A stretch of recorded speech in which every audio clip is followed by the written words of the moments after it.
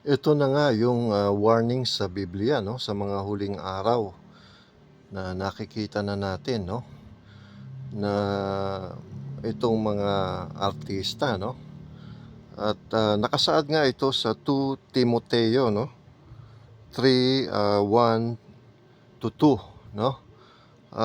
Sinasabi doon na alamin mo ito, no, sa mga huling araw ay darating ang mga panahong mapanganib, sapagkat ang mga tao ay magiging maibigin sa kanilang sarili, no?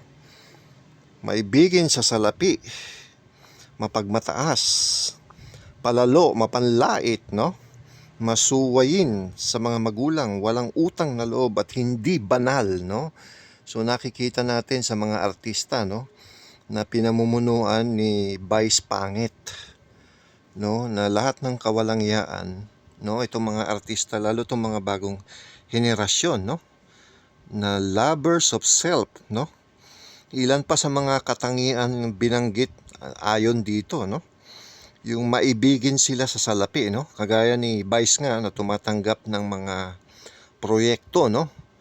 Na tungkol sa sugal kahit na masama ang maidudulot nito, no?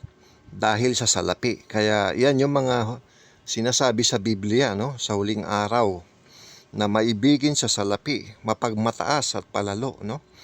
Walang pagpipigil sa sarili, no, yung mga personal freedom ang gusto, no, kagaya niya mga bakla, no, namamayagpag sila sa social media, no, at sa lahat, sa internet, sa telebisyon, no, yung hindi nagpipigil sa sarili, no, kahit alam naman nila na minority lang sila, pero ang gusto nila sila ang intindihin, no, at unawain sila, pero ang masamang naidudulot nila, yun ang isang problema, no?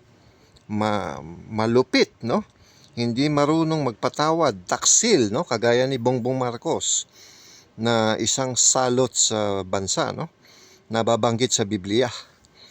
Mas maibigin sa kalayawan, no? Kagaya nga, yan na naman, si Vice Ganda, puro kalandian yan dyan, no? Puro kabaklaan, kalandian, tsaka mga child exploitation, no, ginagawa sa telebisyon kaysa sa Diyos, no. May anyo na kabanalan. Si Vice Ganda na naman to, no, kasi nagsusuot pa to ng cross, no, na ayan sabi niya, oh, nasa Biblia, may anyo ng kabanalan ngunit tinatanggi ang kapangyarihan nito. Oh, si Vice yan dahil nagsusuot siya ng cross pero actually nagpakasal sa kapwa lalaki na ipinagbabawal ng Diyos.